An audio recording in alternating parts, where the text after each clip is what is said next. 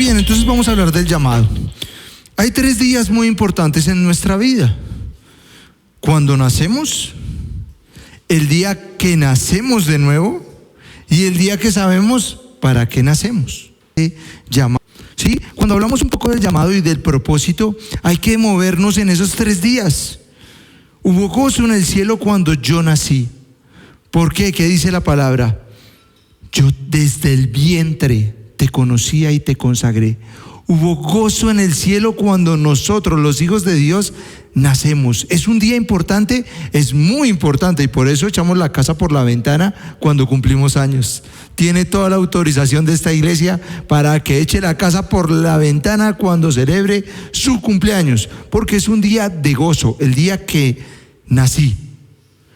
El segundo día es ese día que nací de nuevo, que ya hicimos esa prédica sobre el nuevo nacimiento y nos acordamos de Nicodemo. Y dice, ¿pero cómo? ¿Tengo que volver al vientre de mi madre? No, es el día que nacemos para Dios y nos damos cuenta de que Jesús murió en la cruz por mí, que yo creo en lo que Él dice en su palabra y yo nazco de nuevo. Y tercero, el día que yo digo, ya sé para qué nací. Este es mi propósito en la vida. Yo sé para qué nací. Pero para poder decir eso, después de haber nacido de nuevo, yo tengo que haber escuchado una voz que me dice, para esto naciste, para esto te llamé. Y eso le pasó a unos personajes que están en la Biblia, que estaban muy tranquilos por su vida y algo pasó. Vamos a Marcos 3. Marcos 3, versículo 13 al 15.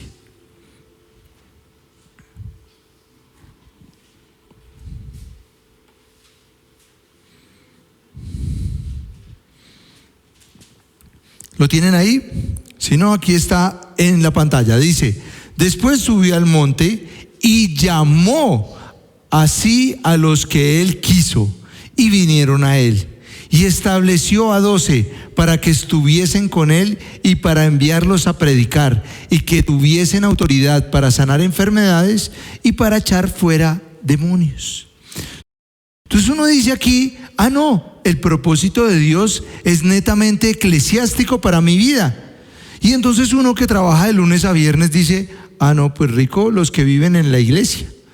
Esos sí cumplen el propósito de Dios, esos sí cumplen el llamado. La gente que está consagrado para vivir, recuerden que en mi caso yo no soy pastor, yo soy bivocacional, o sea, soy pastor, pero además tengo que trabajar todos los días, ¿sí? Y uno podría pensar, no, el que cumple el llamado es aquel que se dedica de lleno a la iglesia, pero no es así. Hay una parte del llamado que está clara aquí en el texto, así que vamos a analizarla bien. Después subió al monte y llamó, así, o sea, hacia él. ¿Quién hizo el llamado? Jesús. ¿Qué hizo? Vengan, los necesito, los llamo, vengan. Entonces esa es la primera parte, escuchar la voz de Jesús que me hace el llamado. Segundo, dice así, y a los que él quiso y vinieron a él. O sea, ¿uno escoge seguir a Jesús? No. Él llamó ¿a quién? A quien quiso, a quien se le dio la gana. Encontró a Camilo un día y le dijo, sígueme. Y lo llamó. Y Camilo reaccionó y siguió al Señor.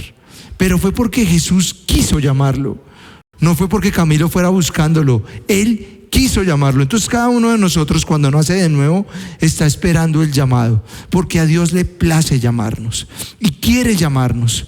¿Y qué sigue? Para que estuviesen con Él. Segundo paso del llamado, Jesús quiere llamarnos y que estemos con Él. El llamado no es solo para las mujeres piadosas. Ahora, lo he dicho muchas veces en esta iglesia, necesitamos tener intimidad con Jesús. Todos, pero es que entro a las 5 de la mañana, pues haga su devocional en la noche, haga su devocional mientras va en el Transmilenio, pero necesitamos tener intimidad con Jesús. Yair, ¿y cómo recomienda usted que hacer el devocional? Yo recomiendo que sea lo primero en la mañana que hagamos. en la medida de lo posible, porque me pasa igual que ustedes, que digo más tarde lo hago y me embolaté y me entró una llamada y me fui al gimnasio y luego hice el almuerzo y no oré ese día. Es necesario que apartemos un tiempo para estar con Jesús, estar con Él, porque así es el llamado, para que estuviesen con Él y para enviarlos a predicar. Ahora, ¿dónde nos envía a predicar el Señor? Donde quiera que vayamos. En esa época no había la iglesia que vemos ahora de 4 paredes. Ellos tenían que ir a predicar donde quiera que fuere. ¿Sí? Viene a predicar, te llamo a predicar, a hablar, a dar la buena nueva, el evangelio. Te invito a hablar. ¿Sí? ¿Y a qué más? Para enviarlos a predicar y que tuviesen autoridad para sanar enfermedades y para echar fuera demonios. Esto está fácil. El llamado está fácil. Nos llama ¿a qué? A que estemos con Él. Segundo, a que hablemos de Él. Tercero, a sanar enfermos. Y 4, mírenlo, autoridad para sanar enfermos y para echar fuera demonios, para liberar a los que están cautivos por el enemigo. ¿Cómo así? ¿Y eso no es solo para los exorcistas? No, todos tenemos autoridad para expulsar demonios. Y a veces solo con un abrazo, con una palabra dulce, con escuchar a alguien, podemos hacer que esos demonios se vayan de ese lugar. Nosotros tenemos este llamado. Y el llamado no es otra cosa que si usted trabaja como mecánico, siga a Jesús, predique su palabra, sane enfermos y espante a todos los demonios del taller donde trabaja. Si usted trabaja como vendedor, siga a Jesús, predique el evangelio, sane a los enfermos y expulse a los demonios. Donde quiera que estemos, no es un tema eclesiástico. Y luego que los llamó, los nombró apóstoles. ¿Apóstoles es un término netamente bíblico? No. El apóstol era un término común de la época, que tiene su origen en los grandes imperios del momento, Roma y Grecia. ¿Quién era un apóstol? El que hacía un trabajo en particular. Si vamos a la raíz etimológica, viene del griego. Apostolado, el apóstol habla de ser llamado o ser enviado. ¿Listo? Pero ¿para qué se utilizaba en esa época? Resulta que Roma podía conquistar un territorio y llegaba a ese territorio y decían: necesitamos un apóstol. ¿Quién es ese apóstol? Uno que venía a ese lugar que habían conquistado, donde estaban personas que no conocían nada de Roma, solo supieron que llegaron, nos invadieron y mataron a mucha gente acá y se apropiaron del territorio. ¿Qué tenía que hacer el apóstol? Tenía que enseñarles su lengua, su cultura, sus dioses, impregnarles el espíritu de Roma. ¿Sobre todo para qué? Para que cuando llegara el momento y llegara el principal, sintiera que estaba en casa. ¿Sí me hago entender? Alguien que llegaba, digamos que nos conquistaron aquí en Bogotá y nos conquistaron unos rusos.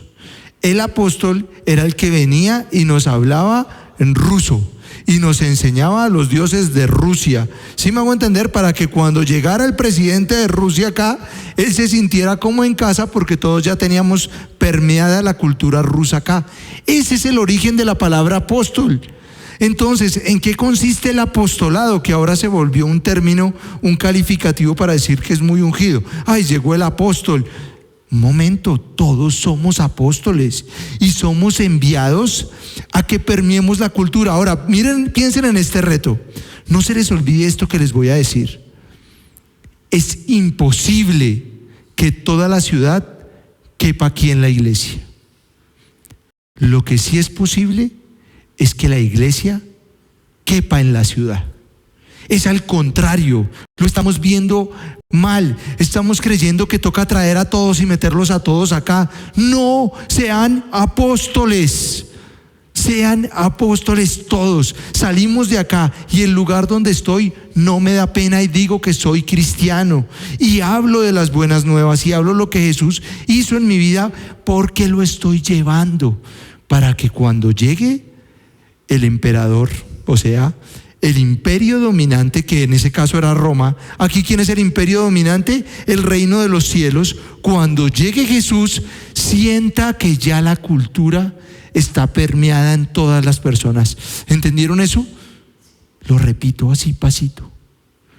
Nosotros como apóstoles vamos a preparar el camino y tenemos 4 misiones sencillas: estar con Jesús, predicar el evangelio, sanar a los enfermos y liberar a los oprimidos por el diablo, expulsando demonios. Esa es nuestra tarea donde quiera que estemos, preparando el camino. Que todos los demás quieren venir a encerrarse en este lugar, sí, está bien, porque es necesario congregarnos, pero el apostolado es de todos los días. Y yo no los quiero tener aquí metidos en la iglesia todos los días. No quiero hacer reunión de parejas los lunes, solteros el martes, jóvenes el miércoles, discipulado el otro día. No, los necesito es allá. Si los tengo aquí encerrados todos los días, ¿a qué hora van a ir a dar la buena nueva? ¿A qué hora van a hacer la tarea que Jesús nos mandó? Nótese que no estoy diciendo que no haya que prepararse. Sí, pero no en esa fiebre de estar encerrado en la iglesia todos los días, porque pierde sentido el llamado. ¿Sí? Yo les conté hace mucho tiempo que yo me iba a ir de religioso franciscano en mi época del catolicismo y me iba a encerrar en un convento. ¿Han escuchado el término de claustro? De claustro significaba que no podíamos salir.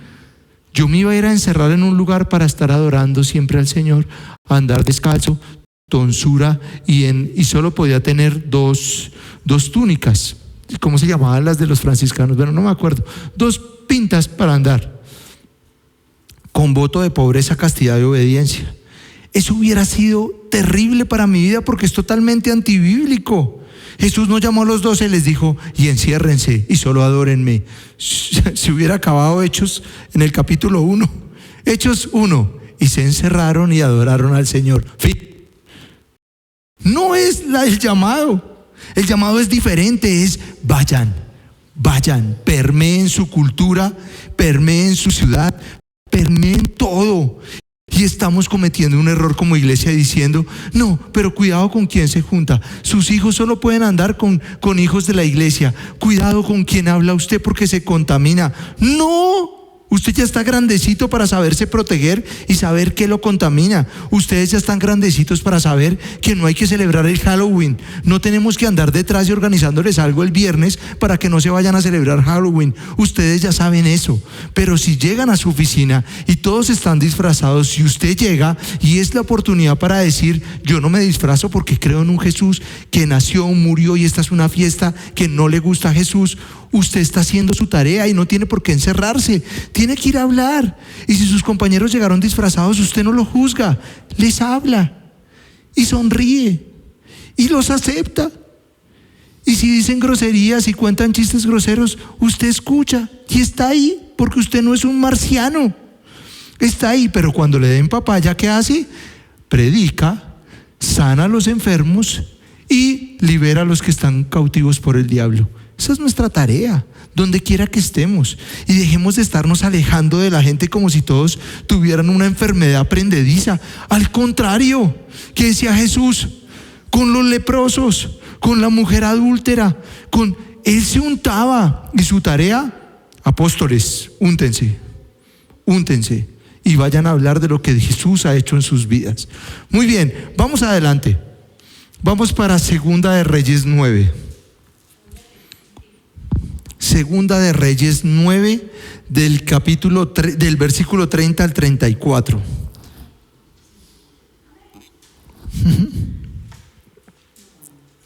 Voy a darles un pequeño contexto. ¿Se acuerdan que hablamos, creo que en la prédica pasada, sobre el profeta Elías y cómo Jezabel lo amenaza? ¿Se acuerdan? Este man se mata a 800 profetas de Jezabel, ¿sí? 400 de Baal, y este man los tenía listos, los mató y se va todo fortachón porque había sido un día de victoria. Y Jezabel le manda razón: que me hagan los dioses si no te mato hoy mismo. Y Elías, después de haber matado 80 personas, sale y se esconde. y le tiene miedo a una mujer. Ahora, recuerden que esa mujer no era cualquier cosita.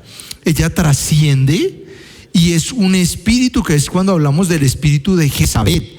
O sea, no era cualquier personaje. Pero cuando uno analiza la historia de Elías, el llamado de Elías, ¿cuál era? Él tenía que haber matado a Jezabel. ¿Cuándo? En ese momento de euforia. Pero se dejó meter y permear el miedo y se congeló, y lo vimos hace 8. ¿Qué tuvo que hacer Dios? Consentirlo, ponerlo a dormir y a comer, pero la tarea estaba pendiente. Y el llamado que había hecho Dios a matar a Jezabel no lo cumplió Elías. Tuvo que llegar otro personaje. Y uno siempre le atribuye la muerte a Jehú, pero miren lo que pasa aquí. Entonces estamos listos. Jezabel no la pudo matar Elías, ella seguía haciendo mal al pueblo de Israel. Y pasa esto: vino después Jehú a Jezreel, y cuando Jezabel lo oyó, se pintó los ojos con antimonio y atavió su cabeza y se asomó a una ventana. Y cuando entraba Jehú por la puerta, ya dijo: sucedido bien a Zimri, que mató a su señor. O sea, ella sabía que venían a matarla y le cuestiona. Alzando él entonces su rostro hacia la ventana, dijo: ¿quién está conmigo? Y mire quién va a terminar matando a Jezabel. ¿Quién está conmigo? ¿Quién? Y se inclinaron hacia él 2 o 3 eunucos. ¿Se acuerdan quiénes eran los eunucos? Los que les contaban sus partes para poder estar al cuidado de la reina y de las concubinas del rey. O sea, esos manes estaban castrados y su labor era estar con la reina y estar con las mujeres, cuidándole las mujeres al rey. Por eso los castraban, para que no fueran ahí como coquetones con las mujeres del reino. Y 2 o 3 se agacharon y dijeron: estamos contigo. Y miren lo que pasa con esos eunucos. Y él les dijo: échenla para abajo. ¿Dónde estaba ella? En una ventana. Y los 3 que se arrollaron les dijo: échenla para abajo. Mire quién termina lanzando a Jezabel. Estos manes la levantan y ellos la echaron. Y parte de su sangre salpicó la pared y en los caballos. Y él, Jehú, la atropelló. Ahí sí, para cumplir la profecía, que la iban a pisar y los perros iban a comer la carne. De ella solo se encuentra el puro esqueleto, porque los perros se le comen la carne. Entró luego, y después que comió y bebió, dijo: id ahora a ver a aquella maldita. ¿Quién está hablando? Jehú. Jehú, después de pisarla con los caballos, dijo: id ahora a ver a aquella maldita y sepultadla, pues es hija de rey. Él quería darle un entierro digno. Y cuando van a sepultarla dicen: no, hermano, no hay nada. Imagínense que los perros se comieron la carne, solo que dejaron los huesitos. Es como cuando yo le paso a Samantha un hueso carnudo. Se demora, pero me lo entrega liso, limpiecito. Esto fue lo que pasó. Y ella muere así. ¿De quién era el llamado para matar a Jezabel? De Elías. Pero ¿quién vino a cumplirlo? Jehú. Señores, si usted no lo hace, alguien lo va a hacer. El reino de los cielos, que avanza con usted o sin usted. Se los digo yo por experiencia. Yo tengo llamado desde muy chino a predicar, a levantar gente, a hacer lo que Dios me ha mandado. Y me fui por los lados. Y el reino de los cielos no siguió. Y hubo mucha gente que siguió. Yair, le toca hacer esto. Yair. No, este man no contesta.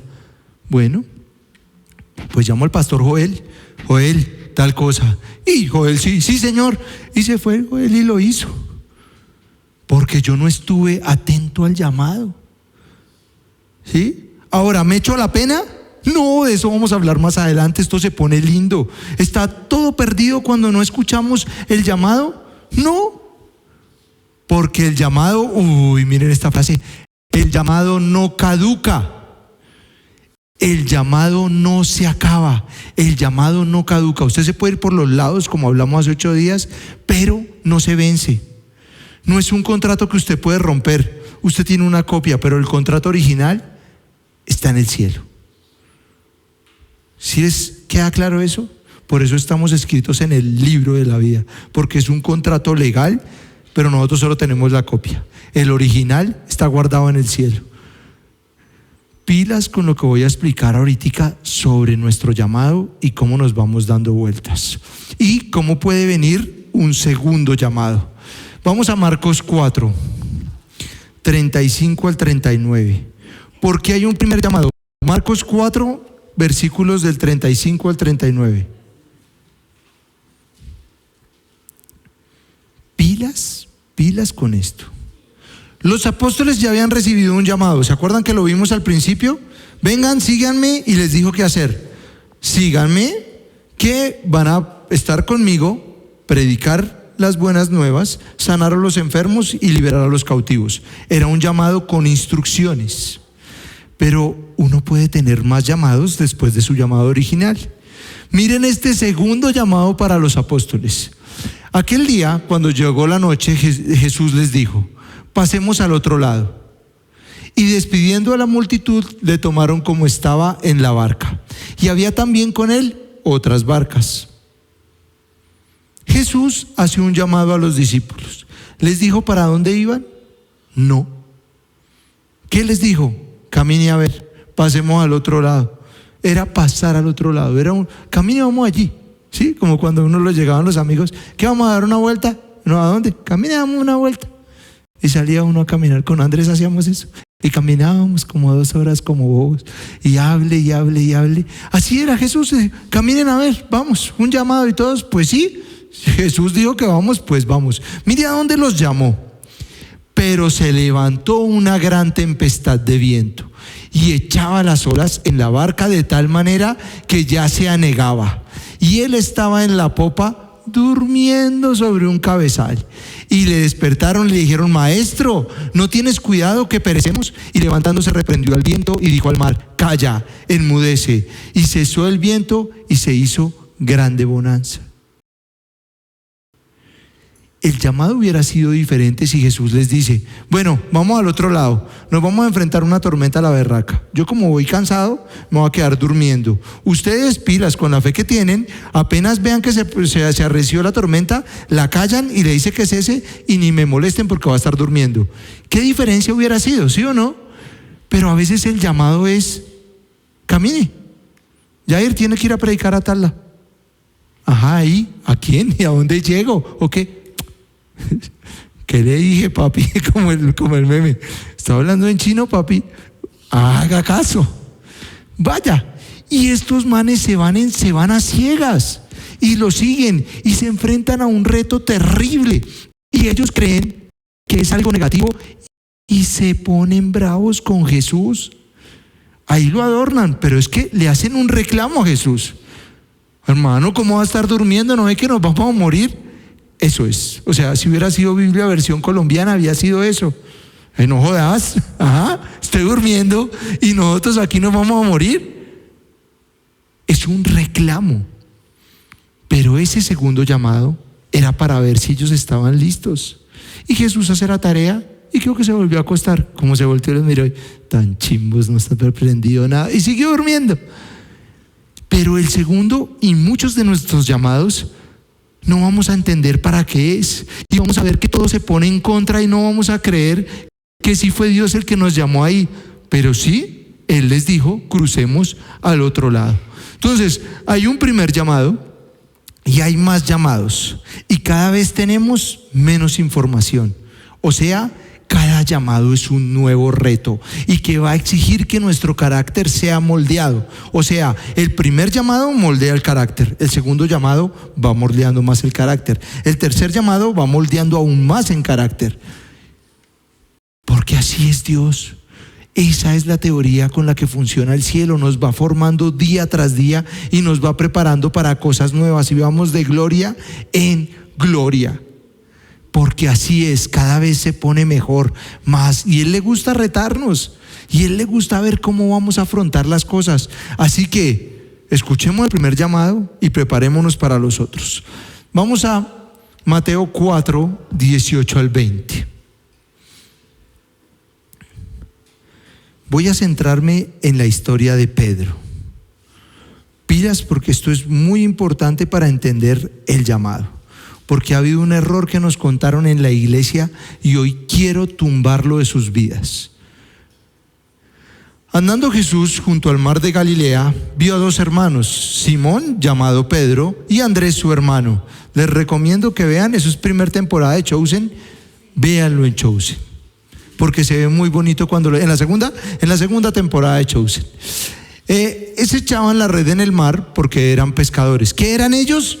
Pescadores. ¿Y qué estaban haciendo? Pues pescando, ¿sí?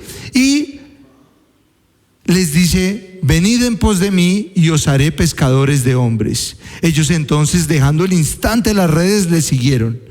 Jesús hace algo para captar la atención, pero no me les quiero tirar la escena final. Entonces, este fue el primer llamado. ¿Y ellos qué hicieron? Siguieron el llamado. Dijeron: bueno, este man nos ayudó a pescar muchos pescados, así que ahora lo vamos a seguir. Y escucharon el llamado. Se pone lindo esto. Miren lo que sigue. Jesús tiene una conversación con Pedro. Yo voy en esa última temporada de Chosen. Y Pedro, él dice: y todos ustedes me van a abandonar. Y Pedro, de sapo,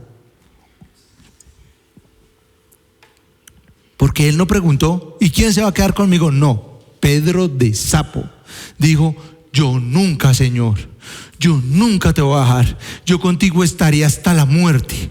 Y Jesús lo mira y: ay, Pedro, con decirle que usted hoy me va a negar 3 veces.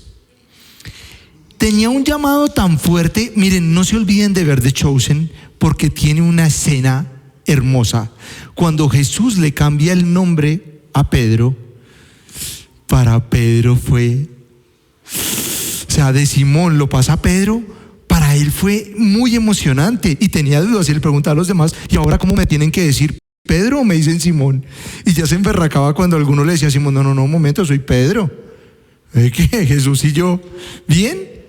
Y entran en un romance y hay una escena en que Jesús le dice Simón y Pedro me volvió a decir Simón. Es espectacular, porque uno entiende cómo él tiene esa confrontación entre ser el duro y volver y bajarse de escalón. Resulta que Pedro niega a Jesús y Pedro tiene 3 veces y tiene una crisis de fe y siente que perdió el llamado. Póngale cuidado que esto es hermoso. Camilo, le voy a contar un secreto. Antes en las iglesias le decían a uno: si usted comete un pecado, perdió el llamado. Y entonces, ¿qué pasaba? Que la culpa le ganaba a uno y uno creía que uno ya no tenía vocación. Ya no. Hay mucha gente que ha crecido en iglesias muy religiosas y cuando cometían un pecado se alejaban de la iglesia, o sea, no venían al lugar donde le perdonan los pecados. ¿Sí, en lo absurdo? O sea, tenían una enfermedad y no iban a la clínica. La clínica es para la gente que está enferma. Y se iban y cometían más pecados y más pecados porque decían: ya perdí el llamado. Y eso le pasa a Pedro.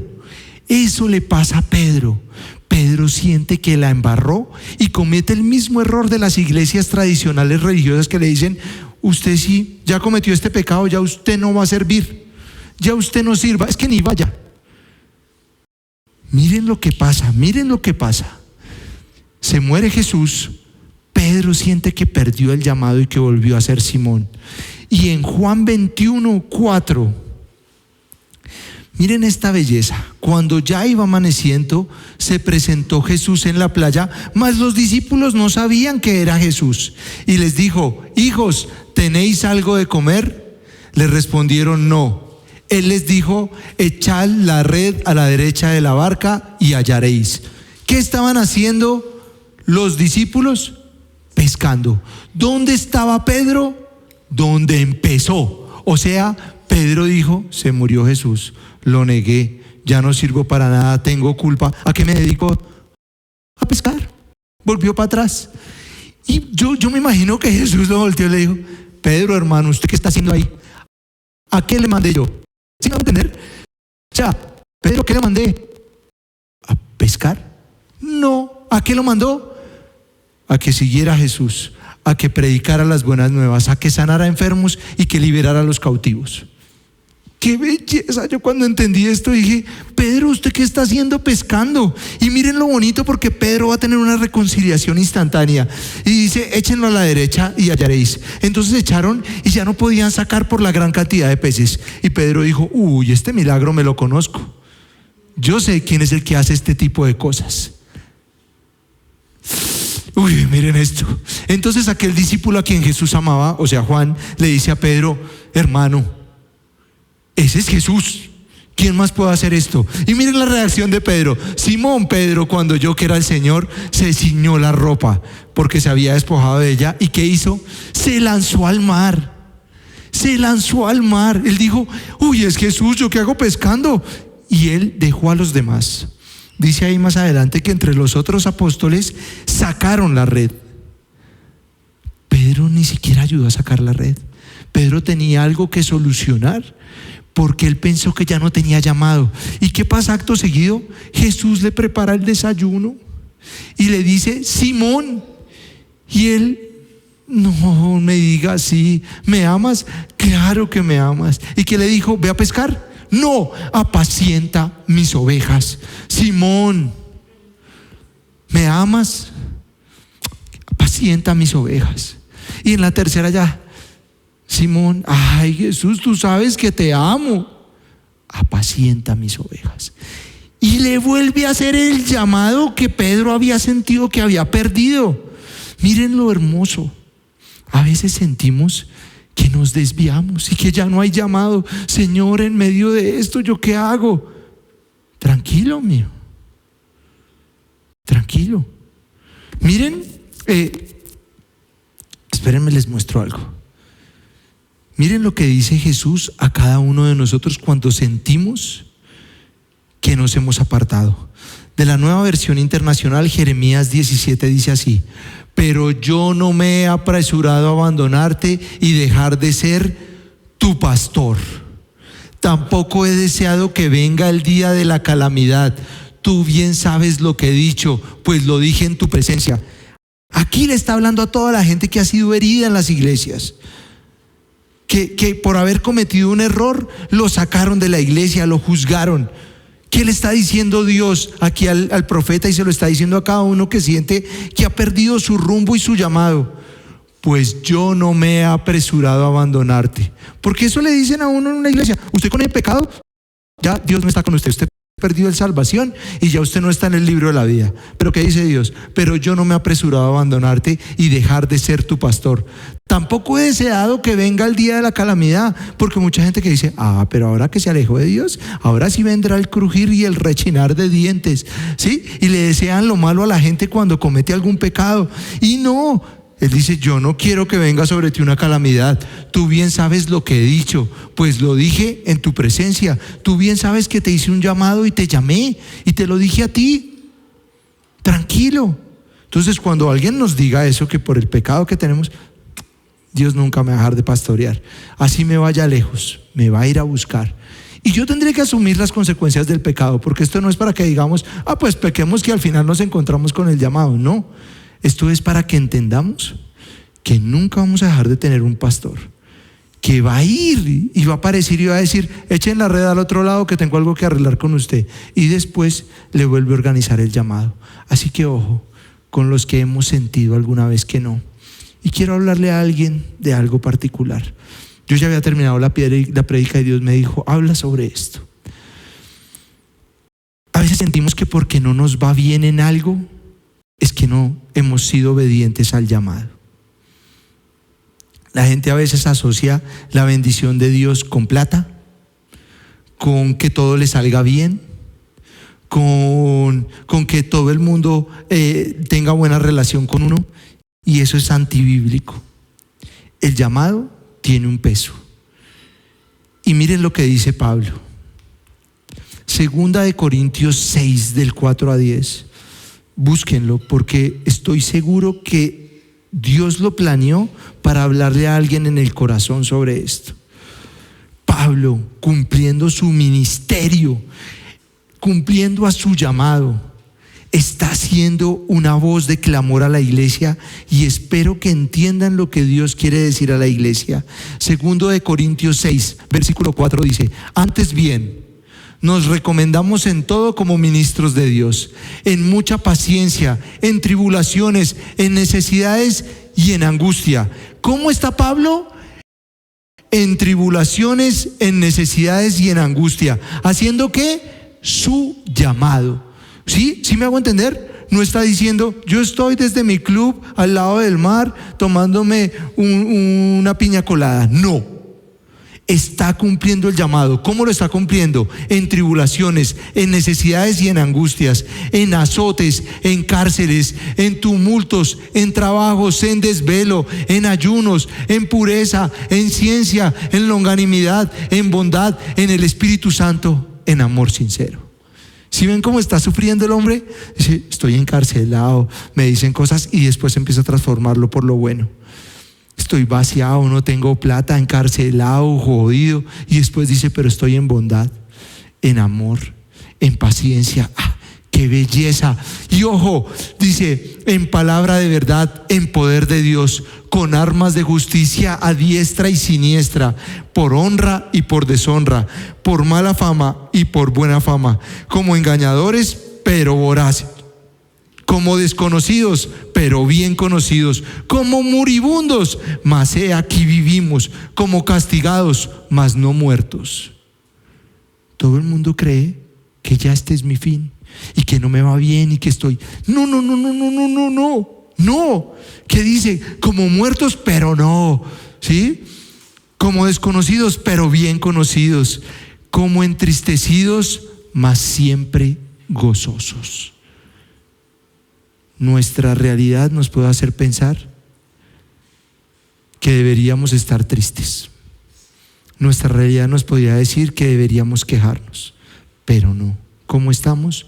Gozosos, porque estoy con Dios a pesar de la situación. Tengo un llamado y lo voy a cumplir, y mi llamado es estar con Jesús, predicar las buenas nuevas, sanar a los enfermos y liberar a los cautivos. Señores, hemos dicho, si ustedes entendieron lo de hoy, tienen un piecito ya en el reino de los cielos, sabiendo que van a cumplir con su llamado. Nada ni nadie nos los va a quitar. Es un contrato irrevocable. El llamado no se pierde. Vamos a ministrar. Muy bien. Señor, permítenos ministrar tu palabra. Prepáranos también para hoy compartir tu cena, la cena del Señor.